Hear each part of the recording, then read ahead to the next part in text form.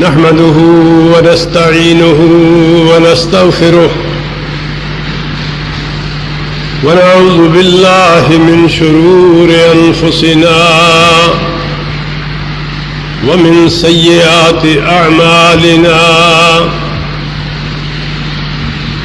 من يهده الله فلا مضل له ومن يضلل فلا هادي له وأشهد أن لا إله إلا الله وحده لا شريك له وأشهد أن محمدا عبده ورسوله أرسله بالهدى ودين الحق ليظهره على الدين كله وكفى بالله شهيدا اللهم صل على محمد وعلى آل محمد كما صليت على إبراهيم وعلى آل إبراهيم إنك حميد مجيد اللهم بارك على محمد وعلى آل محمد كما باركت على إبراهيم وعلى آل إبراهيم إنك حميد مجيد أما بعد فإن خير الحديث كتاب الله وخير الهدي هدي محمد صلى الله عليه وآله وسلم وشر الأمور محدثاتها وكل محدثة بدعة وكل بدعة ضلالة وكل ضلالة في النار من يطع الله ورسوله فقد رشد واهتدى ومن يعص الله ورسوله فقد ضل وغوى فلا يضر إلا نفسه ولن يضر الله شيئا لا إيمان لمن لا أمانة له ولا دين لمن لا عهد له أعوذ بالله من الشيطان الرجيم بسم الله الرحمن الرحيم أفمن شرح الله صدره للإسلام فهو على نور من ربه فويل للقاسية قلوبهم من ذكر الله أولئك في ضلال مبين الله نزل أحسن الحديث كتابا متشابها مثانية تقشعر منه جلود الذين يخشون ربهم ثم تلين جلودهم وقلوبهم إلى ذكر الله ذلك هدى الله يهدي به من يشاء ومن يضلل الله فما له من هاد أفمن يتقي بوجهه سوء العذاب يوم القيامة وقيل للظالمين ذوقوا ما كنتم تكسبون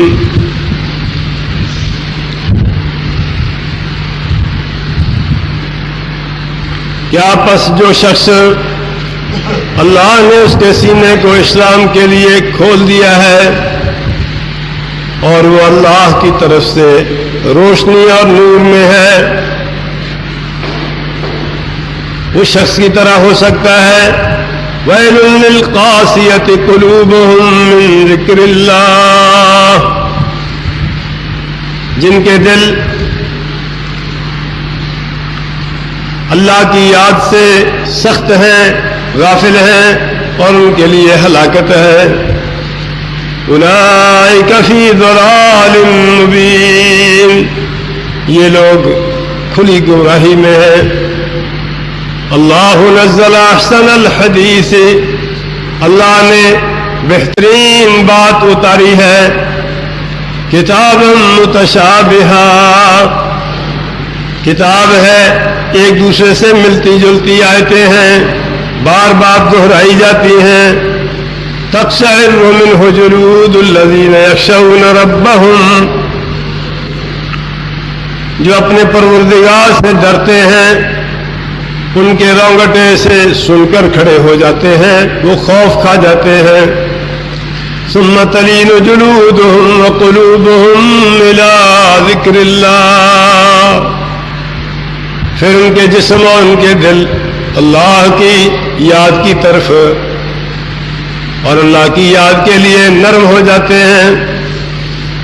ذالک ھدی اللہ، یہ اللہ کی ہدایت ہے، جسے اللہ چاہتا ہے عطا فرماتا ہے۔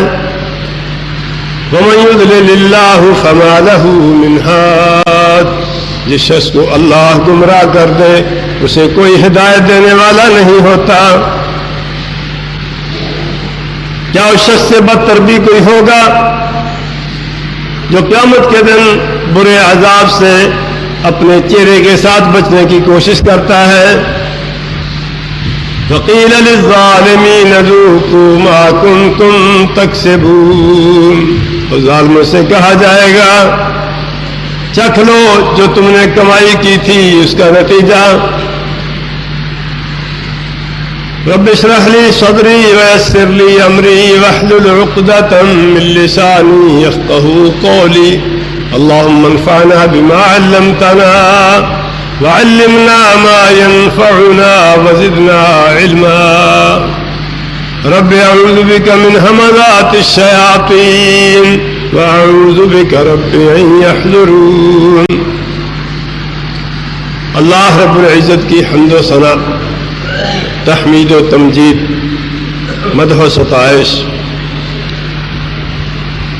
اور جناب رسالت مآب علیہ الصلاۃ والسلام پر صلاۃ و سلام کے بعد گزشتہ خطبے میں بتایا جا رہا تھا کہ ایمان کا پھل، ایمان کا ستون، ایمان کی اساس اور ایمان جانچنے کے لیے تین چیزیں بہت اہم ہیں۔ ایک محبت اللہ رب العزت کی، اور دوسرا اللہ رب العزت کا خوف، اور تیسری اللہ رب العزت سے امید۔ تو محبت جو ایمان کی جان ہے اور ایمان کا ثمرہ بھی ہے، ایمان کی علامت اور پہچان بھی ہے۔ اللہ سے جتنی محبت ہوگی اتنا ہی سمجھ لینا چاہیے کہ ایمان ہے۔ محبت بڑھتی جاتی ہے، ایمان بڑھتا جاتا ہے۔ محبت کامل ہو جائے تو ایمان بھی کامل ہو جاتا ہے۔ میں عرض کر رہا تھا کہ محبت کو جانچنے کے لیے یہ دیکھنا ضروری ہے کہ بندے کو ذکر الہی سے کس قدر شغف ہے۔ جتنی محبت زیادہ ہوگی اتنا ہی اپنے محبوب کا ذکر زیادہ ہوگا۔ اللہ کی یاد اس بات کی علامت ہے کہ بندہ اللہ سے سچی محبت کرتا ہے۔ ہم وقت اللہ رب العزت کو یاد رکھنے کی عادت یہ نبی صلی اللہ علیہ وسلم کی سنت ہے اور اللہ رب العزت کا حکم ہے۔ اس کی وضاحت کریں تو اسی میں رہ جائیں۔ جس عبادت کو دیکھو گے اس کا مقصد ذکر الہی ہے۔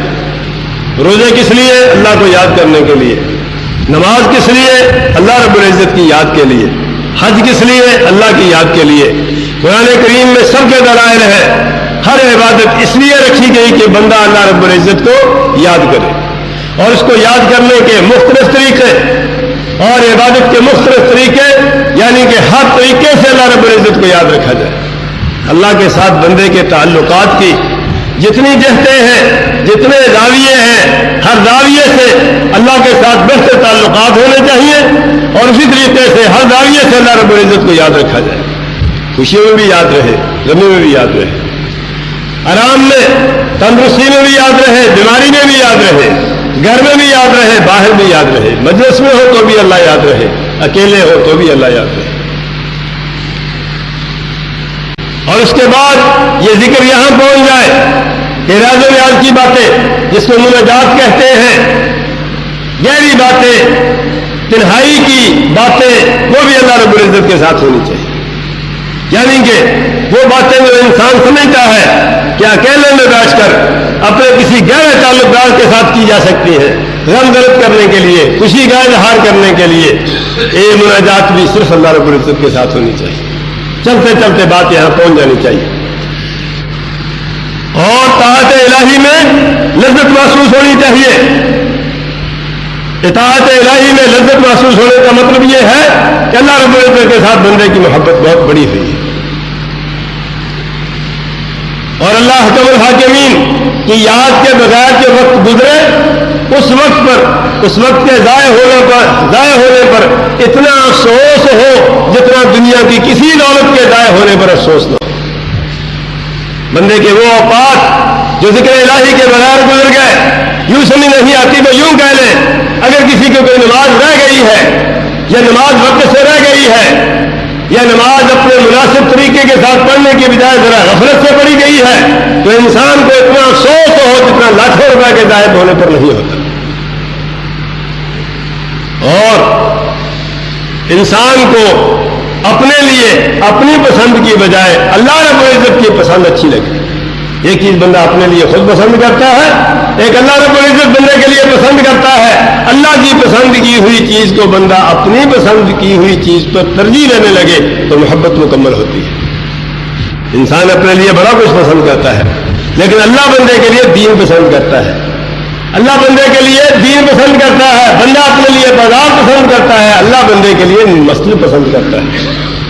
بندہ اپنے لیے دنیا پسند کرتا ہے، اللہ بندے کے لیے آخرت پسند کرتا ہے. بندہ اللہ رب العزت کی پسند کی ہوئی چیز کو اپنی پسند کی ہوئی چیز پر ترجیح دینے لگے تو سمجھے کہ اب اللہ رب العزت سے محبت ہو گئی. اور اگلی بات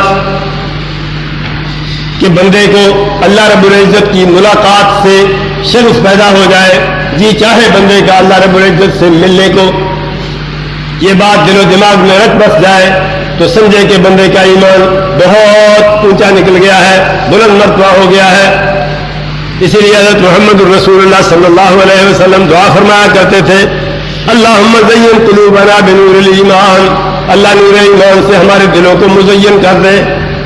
اے اللہ میں سوال کرتا ہوں تجھے ملنے کا شوق لگ جائے، مجھے تجھے ملنے کا، تیری دید کا، تیرے دیدار کا، تیری زیارت کا شوق پیدا ہو جائے دل کے اندر. فی غیر ذرہ مضرۃ ولا فتنۃ مضلۃ، کسی تکلیف کے بغیر، کسی مشکل کے بغیر، کسی مشقت کے بغیر اللہ رب العزت کی ملاقات کا شوق بندے کو ہو جائے تو بندہ پھر مسجد سے باہر نہیں رہ سکتا. بندہ دوڑ دوڑ کے آئے گا مسجد کو، اس لیے کہ مسجد میں اللہ رب العزت کے سامنے جو رکوع سجدے کیے جاتے ہیں یہ قیامت کے دن ہونے والی ملاقات کی ریہرسل ہے، اس کا پیش خیمہ ہے. جو یہاں ملاقات کرتا ہے وہ وہاں ملاقات کرے گا، جو یہاں ملاقات نہیں کرتا وہ وہاں بھی ملاقات نہیں کرے گا. حکم دیا جائے گا سجدے میں پڑ جاؤ. جو دنیا میں سجدہ کرتے رہے وہ آرام سے سجدہ کر لیں گے، جو دنیا میں سجدہ نہیں کرتے رہے ان کی پشتیں تختے کی طرح ہو جائیں گی، وہ سجدہ نہیں کر پائیں گے. جو وہاں سجدہ نہیں کر پائے گا وہ اللہ کی ملاقات سے محروم رہ جائے گا. قیامت کے دن بڑی نعمتیں ہیں، جنت نعمتوں سے بھری ہوئی ہے، جنت نعمتوں سے بھری ہوئی ہے. ایسی ایسی نعمتیں لا تعلم نفس ما اخفی لهم من قرۃ اعین جزاء بما كانوا يعملون. کوئی سوچ بھی نہیں سکتا اللہ رب العزت نے اپنے مومن بندوں کے لیے کتنی نعمتیں رکھی ہوئی ہیں. لیکن سب سے عظیم الشان نعمت، سب سے بڑا انعام قیامت کے دن، سب سے بڑی خوشی کی بات کیا ہے؟ وہ اللہ رب العزت کی ملاقات اور اللہ کی زیارت ہے. اللہ کی ملاقات اور اس کی زیارت ہے جنت کی نعمتوں میں سے سب سے بڑی نعمت ہے. اللہ رب العزت اپنے آپ دکھائیں گے تو ساری دنیا کی تھکاوٹیں دور ہو جائیں گی، ساری تھکاوٹیں دور ہو جائیں گی. بندہ سمجھے گا کہ زندگی بھر کی عبادتیں کام آ گئی. اہل جنت کے لیے سب سے بڑی نعمت اللہ رب العزت کی ملاقات ہے، اور اہل جہنم کے لیے سب سے بدترین اور سب سے سخت ترین عذاب اللہ رب العزت کی ملاقات سے محرومی ہے. فرمایا کلا بل ران علی قلوبہم ما کانوا یکسبون کلا انہم عن ربہم یومئذ لمحجوبون ثم انہم لصال الجحیم ثم یقال ھذا الذی کنتم بہ تکذبون. کلا بلوانا علی قلوبہم ما کانوا یکسبون، دنیا کے اندر جو کمائی کر رہے ہیں، جو برائیاں کما رہے ہیں، جو اللہ کی نافرمانیاں کر رہے ہیں، ان نافرمانیوں کی وجہ سے، گناہوں کی وجہ سے دل پر زنگار کی تہ چڑھی ہوئی ہے، گناہوں کی تہ چڑھی ہوئی ہے، گناہوں کی سیاہی چڑھی ہوئی ہے، اور یہ سیاہی چڑھتے چڑھتے یہاں پہنچ جاتی ہے کلا انہم عن ربہم یومئذ لمحجوبون، قیامت کے دن اللہ رب العزت کی ملاقات سے ان کو پردے میں رکھا جائے گا۔ اللہ ہمیں اپنی پناہ میں رکھے، اپنی زیارت اور اپنی ملاقات نصیب فرمائے۔ ثم انہم لصال الجحیم، پھر ذلیل و رسوا ہو کے جہنم میں جائے گا۔ تو بندہ جو اس لیے سجدہ کرتا ہے، اس لیے رکوع کرتا ہے، اس لیے قیام کرتا ہے، اس لیے پوری زندگی تھکتا ہے کہ مولا کی ملاقات ہو جائے، تو اگر وہ مخلص ہے، ایمان کی پونجی اس کے پاس ہے، ایمان کا سرمایہ اس کے پاس ہے، تو اس کو تو یقین ہے کہ میرے اور اللہ تعالیٰ کی ملاقات کے درمیان صرف موت کا پردہ حائل ہے۔ جب یہ پردہ ہٹ جائے گا تو مولا کریم کی زیارت نصیب ہوگی، اللہ کی ملاقات نصیب ہوگی۔ ایسا آدمی جو ایمان کے اس مقام پر ہے، جو ایمان کی یہ پونجی لیے ہوئے ہے، جو ایمان کا یہ سرمایہ لیے ہوئے ہے، وہ موت سے کراہت کرے گا کہ موت کی طرف لپکے گا۔ وہ تو چاہے گا کہ جلدی اس دنیا سے جان چھوٹ جائے، دنیا کے جمبیلوں سے جلدی جان چھوٹ جائے، مولا کریم سے جلدی ملاقات ہو جائے، اللہ کے انعام، اللہ کی نعمتیں جلدی مل جائیں۔ اسی لیے فرمایا حضرت محمد الرسول اللہ صلی اللہ علیہ وسلم نے، جو اللہ کی ملاقات پسند کرتا ہے اللہ بھی اس کی ملاقات پسند کرتا ہے، جو اللہ کی ملاقات سے کراہت کرتا ہے اللہ بھی اس سے ملنے سے کراہت کرتا ہے۔ کتنا خوش نصیب ہے وہ انسان جس سے اللہ رب العزت ملنا پسند فرمائے، اور کتنا بدنصیب ہے وہ انسان جس کو اللہ رب العزت ملنا ناپسند کرے۔ تو یہ ایمان کی اساس، ایمان کی علامت، ایمان کا ثمرہ محبت ہے۔ اس کو جانچنے کے لیے ضروری ہے کہ بندہ جائزہ لے۔ بندہ اللہ سے ملنا چاہتا ہے کہ اللہ سے بھاگتا ہے؟ دیکھتے ہو صبح صبح لوگ پلاٹوں کے اندر، گراؤنڈوں کے اندر بھاگ رہے ہوتے ہیں، صاف صاف نظر آ رہا ہے کہ موت سے بھاگے ہوئے ہیں، ڈر رہے ہیں ورزش میں کی تو بیماری آ جائے گی، بیماری آئی تو مر جائیں گے، دوڑ لگاؤ تاکہ موت سے بچ سکو۔ لیکن بچہ کوئی نہیں ہے، نہ کوئی بچے گا، یہ موت سے بھاگنے والے ہیں۔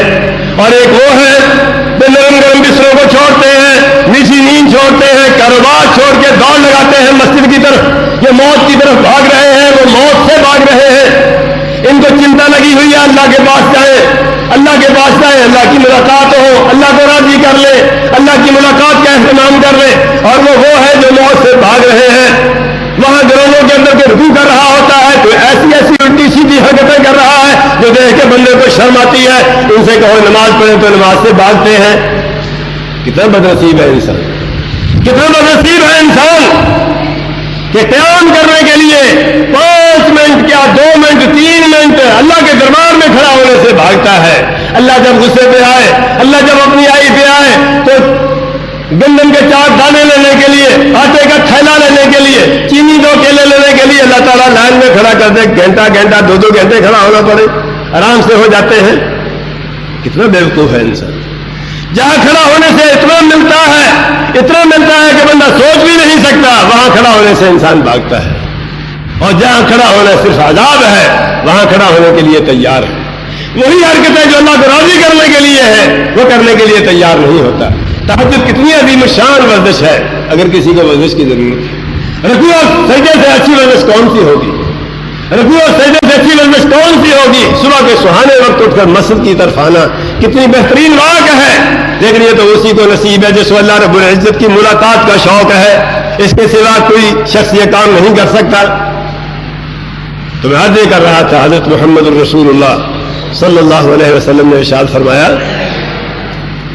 اذا دخل النور القلب انفصح وانشرح فقالوا هل لذلك من علامة یا رسول اللہ۔ امام الانبیاء نے ارشاد فرمایا، جب نور ایمان دل کے اندر داخل ہو جاتا ہے، جب نور ایمان گوشت پوش کے اندر رچ بس جاتا ہے، جب ایمان کی روشنی دل اور دماغ کے اندر داخل ہو جاتی ہے، انفصح وانشرح، پھر دل جو پہلے سکڑا ہوا تھا، بندھا ہوا تھا، کھلا ہوا نہیں تھا، وہ دل کھل جاتا ہے، وہ دل کھل جاتا ہے۔ بے ایمانوں کے دل سکڑے ہوئے ہوتے ہیں، اللہ رب العزت نے قرآن کریم میں بتایا ہے۔ ومن يهد الله ومن يرد الله أن يهديه يشرح صدره للإسلام ومن يرد أن يذله يجعل صدره ضيقا حرجا كأنما يصعد في السماء كذلك يجعل الله الرجس على الذين لا يؤمنون. جو لوگ ہدایت سے دور ہیں، جن کو اللہ تعالیٰ نے ہدایت سے دور رکھا ہوا ہے، ان کے دل تنگ ہیں، سینے تنگ ہیں، ایسے ہیں، ایسے اتنے تنگ ہیں کہ گویا کہ بغیر سیڑھی کے آسمان پر چڑھنے کی کوشش کر رہے ہیں. جو شخص بغیر سیڑھی کے آسمان پر چڑھنے کی کوشش کر رہا ہو، کتنی تنگی اور کتنی تکلیف میں ہوتا ہے. ایسے ہی وہ لوگ جو ایمان کی دولت سے محروم ہیں، ان کے سینے اتنے ہی تنگ ہیں، اتنی ہی تکلیف کے اندر ہیں جتنی تکلیف کے اندر وہ انسان ہوتا ہے جو بغیر سیڑھی کے آسمان پر چڑھنے کی کوشش کر رہا ہو. اور جہاں تک ان لوگوں کا تعلق ہے جن کا سینہ اللہ تعالیٰ دین کے لیے کھول دے، فَهُوَ عَلَىٰ نُورٍ مِّن رَّبِّهِ، ان کو مولا کی طرف سے نور نصیب ہو جاتا ہے، روشنی ہی روشنی ہوتی ہے. ایسا دین مل جاتا ہے جس دین کے اندر رات نہیں آتی، دن ہی رہتا ہے. امام الانبیاء نے فرمایا ترکتکم علی المحجۃ البیضاء لیلها کنہارها لا یزیغ عنہا الا ہالک. میں دنیا سے جا رہا ہوں، تمہیں روشن دین دے کے جا رہا ہوں، ایسی روشنی کو چھوڑ کے جا رہا ہوں، ایسا دین دے کے جا رہا ہوں جس دین میں رات کبھی نہیں آتی، دن ہی دن رہتا ہے، اندھیرا کبھی نہیں آتا، روشنی ہی ہوتی ہے، روشنی ہی ہوتی ہے، اندھیرا کبھی نہیں ہوتا. لا یزیغ عنہا الا ہالک. جس نے قسم کھا رکھی ہو اپنے آپ کو ہلاک اور برباد کرنے کی، اس کا تو کوئی علاج نہیں ہے. ورنہ دین اتنی روشنی ہے کہ کسی آدمی کو راستہ بھولنے کا خطرہ نہیں ہوتا، کسی آدمی کو راستہ بھولنے کا خطرہ نہیں ہوتا. نور علی نور، نور پہ نور چڑھا ہوا ہے. امام الانبیاء نے فرمایا جب نور ایمان، نور ہدایت، نور اسلام دل اور دماغ میں داخل ہو جائے تو دل اور سینے کھل جاتے ہیں. دل اور سینے کھل جائیں تو بندے کو اپنے کام آسان ہو جاتا ہے. جس سے اس کو پتہ نہ ہو میں کس لیے کام کر رہا ہوں، وہ کتنی تنگی سے کام کر رہا ہوں، جس کو پتہ ہو کہ میں جو زمین کھود رہا ہوں، جس کو پتہ ہو میں زمین کھود رہا ہوں، پسینے چل رہے ہیں، میری بازو تھک رہے ہیں، کمر درد کر رہی ہے، لیکن اس کو پتہ ہے 10 فٹ 20 فٹ کے نیچے جاؤں گا تو وہاں سے سونا نکلے گا، اس کو تھکاوٹ نہیں محسوس ہوتی. جس کو ویسے ہی کہہ دیا جائے صلاح کے طور پر گینٹی پکڑو زمین کھودو، کیوں کھود رہا ہوں پتہ نہیں ہے، اس وجہ تنگی میں کون ہوگا. بے مقصد زندگی گزارنے والا انسان انتہائی تنگی میں ہوتا ہے. با مقصد زندگی گزارنے والا انسان، صاحب ایمان انسان روشنی پر ہے، خوشیاں ہی خوشیاں ہیں. نماز پڑھتا ہے تو خوشی ہوتی ہے، صدقہ دیتا ہے تو خوشی ہوتی ہے، روزہ رکھتا ہے تو خوشی ہوتی ہے، لاکھ روپے لگا کے اللہ کے گھر کے چکر لگا کے آتا ہے تو خوشیوں سے پھول جاتا ہے، جی چاہتا ہے دوبارہ پھر جاؤں سے 12 پھر جاؤں. ایسا کیوں ہے؟ اللہ نے اس کے سینے کو ایمان کے لیے کھول دیا. جس کا سینہ ایمان کے لیے کھل جائے اس کو دین یاد لے، دین کے کاموں میں لذت آنے لگ جاتی ہے. اتنی لذت کسی اور شے میں نہیں آتی جتنی لذت اطاعت الہی ہے. فرمایا اللہ کے رسول، صحابہ کرام نے عرض کی اے اللہ کے رسول کوئی نشانی جس سے پتہ چل جائے کہ نور ایمان دل کے اندر داخل ہو گیا ہے. کیسے پتہ چلتا ہے کہ میرے دل میں نور ایمان اور نور ہدایت داخل ہو گیا ہے؟ کیسے پتہ چلے؟ امام الانبیاء نے فرمایا 3 نشانیاں ہیں. ہر شخص بڑی آسانی کے ساتھ اپنا جائزہ لے سکتا ہے. ہر شخص کے پاس تھرمامیٹر موجود ہے، لگا لے، دیکھ لے، جانچ لے نور ایمان اندر ہے کہ باہر. ایمان دل کے اندر داخل ہوا ہے کہ نفاق ہے؟ امام الانبیاء نے ارشاد فرمایا الانابۃ الی دار السرور والتجافی عن دار الغرور والاستعداد للموت قبل نزولہ. 3 نشانیاں ہیں جس سے پتہ چلتا ہے کہ نور ایمان دل کے اندر داخل ہو گیا ہے. پہلی نشانی الانابۃ الی دار السرور، خوشیوں کے گھر کی طرف بندے کا جی خوشیوں کے گھر کی طرف دوڑنے لگ جائے. خوشیوں کا گھر کون سا ہے؟ جنت کا گھر، آخرت کا گھر، خوشیوں کا گھر قرار دیا امام الانبیاء نے اس کو. نبی صلی اللہ علیہ وسلم نے اس کو خوشیوں کا گھر قرار دیا. بندے کا جی چاہے کہ اس مصیبت والی دنیا سے دوڑ کر جنت میں پہنچ جاؤں. بالکل ویسے ہی جیسے اہل ایمان گھروں سے نکل کر مسجد کی طرف دوڑتے ہیں، ویسے ہی اہل ایمان دنیا سے دوڑ کر آخرت کی طرف جانا چاہتے ہیں. جب جی للچانے لگ جائے، دل مچلنے لگ جائے، طبیعت آمادہ ہو جائے اللہ رب العزت کی ملاقات کے لیے، جنت میں داخلے کے لیے، تو بندہ سمجھے کہ نور ایمان اندر پہنچ گیا ہے. اور جب تک آخرت سے بندہ بھاگتا ہے اس وقت تک نفاق ہی نفاق ہے. والتجافی عن دار الغرور، ایک دار السرور ہے، ایک دار السرور ہے، خوشیوں کا گھر ہے، ایک دھوکے کا گھر ہے. ایک دھوکے کا گھر ہے. یہ دھوکے کا گھر اللہ کے رسول نے اس دنیا کو کہا धोखे का घर दुनिया को कहा, या अय्युहन्नास मा गर्रका बिरब्बिकल करीम, या अय्युहल इंसान मा गर्रका बिरब्बिकल करीम अल्लज़ी खलक़का फसव्वाका फअदला। मेरे भाइयों, छोड़ दो गफलत, कुरान पढ़ा करो, कुरान सुनो करो। कुरान से सीने रोशन होते हैं, कुरान से दिमाग रोशन होते हैं, कुरान से इंसान बनता है, कुरान से इंसान को बोलना आता है, सुनना आता है, इंसानियत आती है। या अय्युहन्नास इन्न वअदल्लाहि हक़ फला तग़ुर्रन्नकुमुल हयातुद दुनिया वला यग़ुर्रन्नकुम बिल्लाहिल ग़रूर। है लोगों, इन्न वअदल्लाहि हक़, अल्लाह ने जो मौत का, आखिरत का वादा किया हुआ है वो सच्चा वादा है। फला तग़ुर्रन्नकुमुल हयातुद दुनिया, दुनिया की जिंदगी तुम्हें धोखे में मुब्तला न कर दे। वला यग़ुर्रन्नकुम बिल्लाहिल ग़रूर, एक धोखेबाजी दुनिया के अंदर है जो इंसानों को धोखे में मुब्तला करना चाहता है, इंसान का दिल यहां लगाना चाहता है। एक अल्लाह रब्बुल इज्जत का कारिंदा फरिश्ता इंसान को आखिरत की तरफ ले जाना चाहता है, उसकी बात ना मान, इसकी बात। हजरत अली रज़ियल्लाहु ताला अन्हु का फरमान सही बुखारी में, इर्तहलत दुनिया मुदबिरतन वरतहलत आखिरत मुक़बिलतन। लोगों,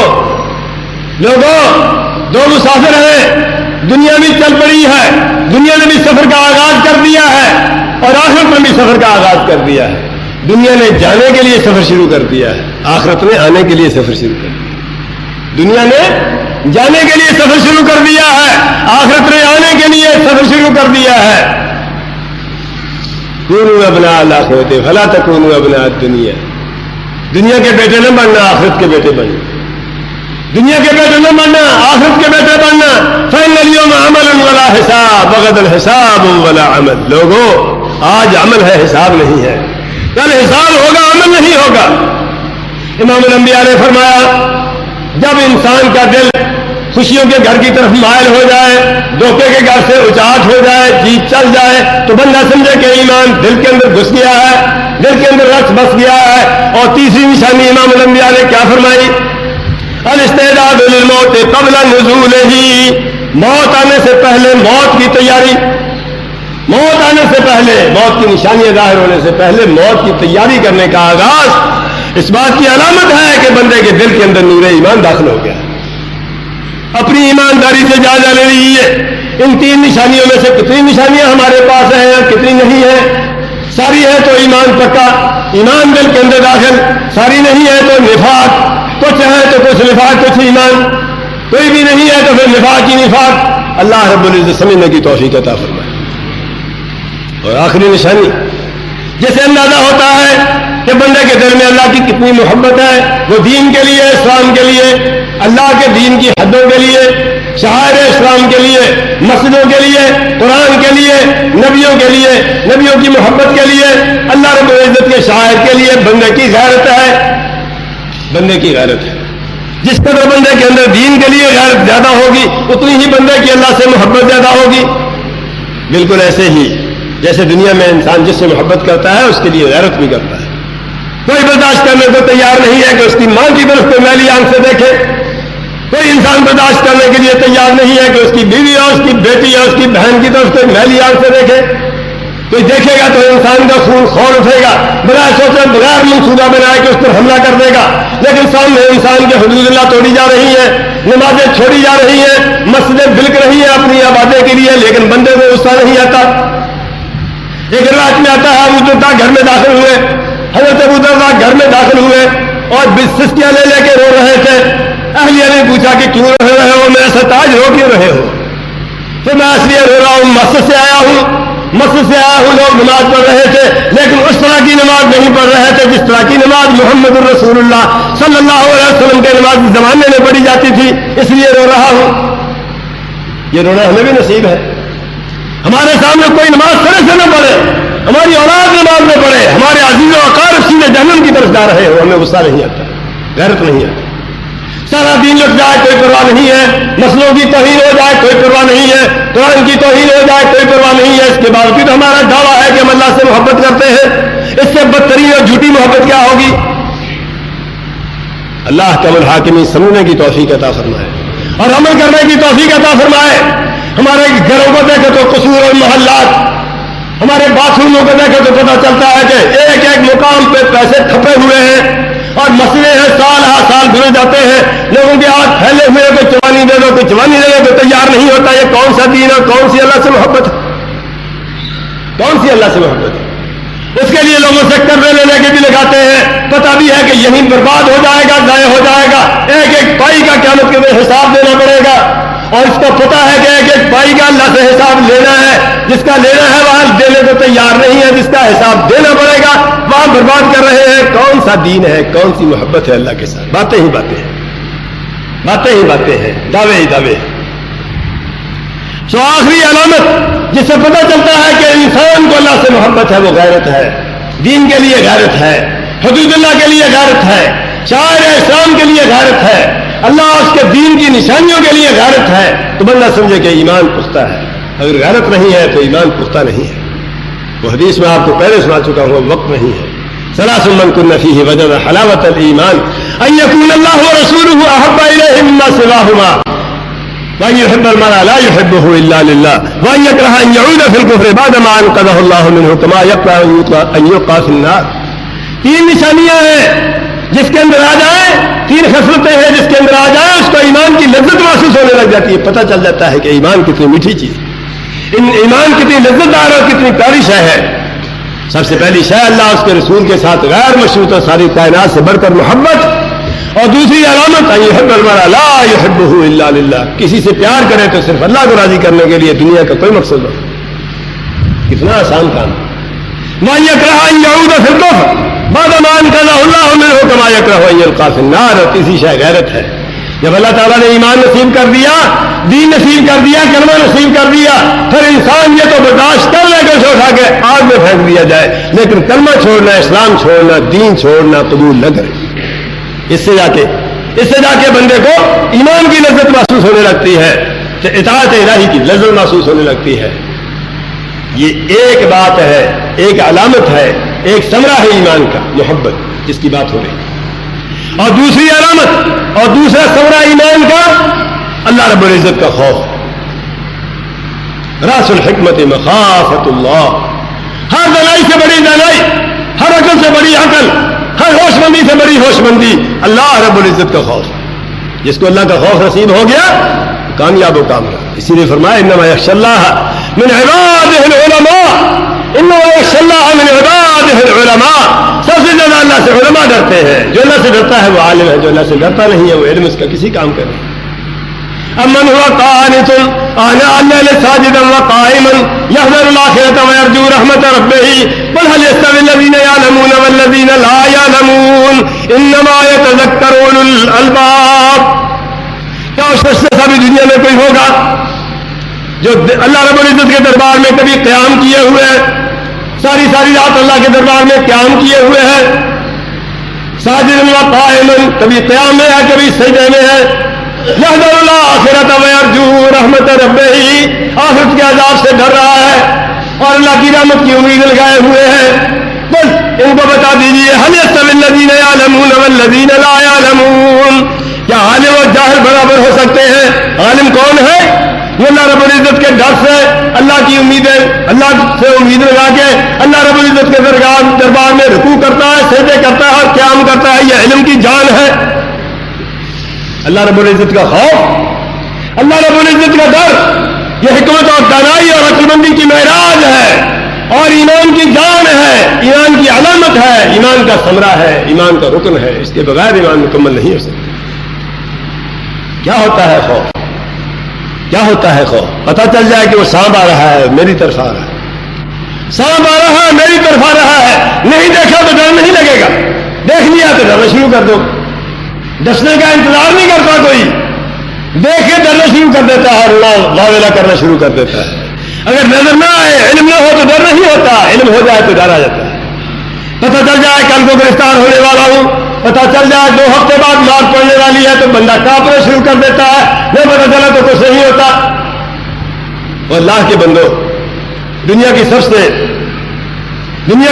عظیم شان دستاویز، دنیا کی سب سے زیادہ یقین والی کتاب قرآن حکیم کے اندر اللہ رب العزت کے اپنے نافرمان بندوں کے لیے عذابوں کی داستانیں لکھی ہوئی ہے قرآن کریم کے۔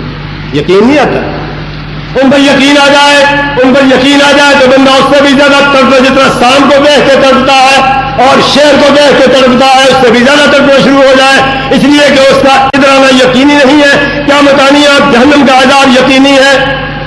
اور کتنا خوفناک ہے، کتنا خوفناک۔ موت کے فرشتے آتے ہیں نافرمانوں کے پاس، فرمانبرداروں کے پاس بھی آتے ہیں، وہ الگ قصہ ہے، اس وقت ہم خوف کی بات کر رہے ہیں۔ نافرمانوں کے پاس موت کے فرشتے آتے ہیں تو جوتے لے کے، کوڑے لے کے آتے ہیں، یضربون وجوہہم وادبارہم، کوئی آگے سے منہ پہ کوڑے مار رہا ہے تو پیچھے سے پیٹھ پہ کوڑے برسا رہا ہے۔ اس طرح تو نافرمانوں کی موت آتی ہے، اس طرح تو نافرمانوں کی موت آتی ہے۔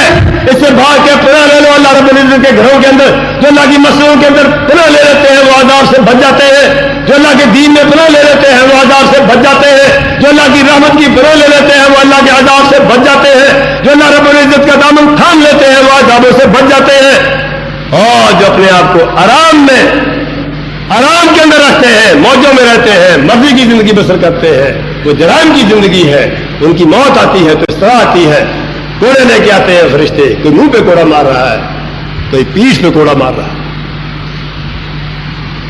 اور پھر اس کے بعد کیا ہونے والا ہے؟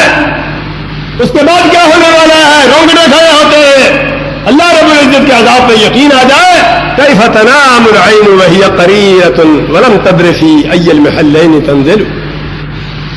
کہنے والے نے کہا کہ بندہ خدا، تیری آنکھ رات کو کیسے سو جاتی ہے جب تک اس کو یقین نہیں ہوتا کہ میں جہنم کے عذاب سے بچ گئی۔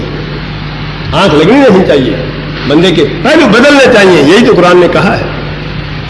تتجافى جنوبهم عن المضاجع يدعون ربهم خوفا وطمعا ومما رزقناهم ينفقون۔ ساری رات کروٹیں بدلتے رہتے ہیں، گہری نیند نہیں آتی، فکر لگی ہوئی ہے کس وقت صبح کا سہانا وقت آئے، اللہ رب العزت سے اپنے گناہوں کی فہرست پیش کر کے معافی مانگ لے۔ قلیلا من اللیل ما یہجعون، رات کو سوتے تھوڑا ہے، قلیلا من اللیل ما یہجعون وبالاسحار هم یستغفرون، سحریوں کے وقت اٹھ کر اللہ رب العزت سے اپنے گناہوں کی معافی مانگتے ہیں۔ وفی اموالہم حق للسائل والمحروم، راتیں ایسے گزرتی ہیں، دن کو جو جیبوں میں ہوتا ہے نکال نکال کے فقیروں مسکینوں پہ لٹاتے رہتے ہیں۔ یہ اللہ رب العزت کے خوف کا نتیجہ ہے۔ جس کو اللہ رب العزت کا خوف لگ جائے وہ کامیاب و کامران ہے، وہ عقل مند ہے، وہ دانا ہے۔ لیکن خوف اکیلا کسی کام کا نہیں ہے۔ شام کو دیکھا ہے تو وہیں بیٹھے چیختے رہو، چلاتے رہو، یہ کوئی عقل مندی نہیں ہے۔ بچاؤ کی تدبیر کرو گے تو بات کرو۔ اللہ کی خوف، اللہ کی خشیت، اللہ رب العزت کا ڈر، یہ صرف ڈر کافی نہیں ہے، اس ڈر سے انسان جہنم سے بچاؤ کی تدبیریں کرے، سوچے کیسے اللہ کی جہنم سے بچنا ہے، کیسے عذاب قبر سے بچنا ہے، کیسے جہنم کے عذاب سے بچنا ہے، کیسے اللہ کے غصے اور اس کے غضب سے بچنا ہے۔ جو فکر کرے گا وہ بچ جائے گا۔ اللہ رب العزت سمجھنے اور عمل کرنے کی توفیق عطا فرمائے۔ باقی پھر صحیح۔ سبحان ربک رب العزت عما یصفون وسلام علی المرسلین والحمد للہ۔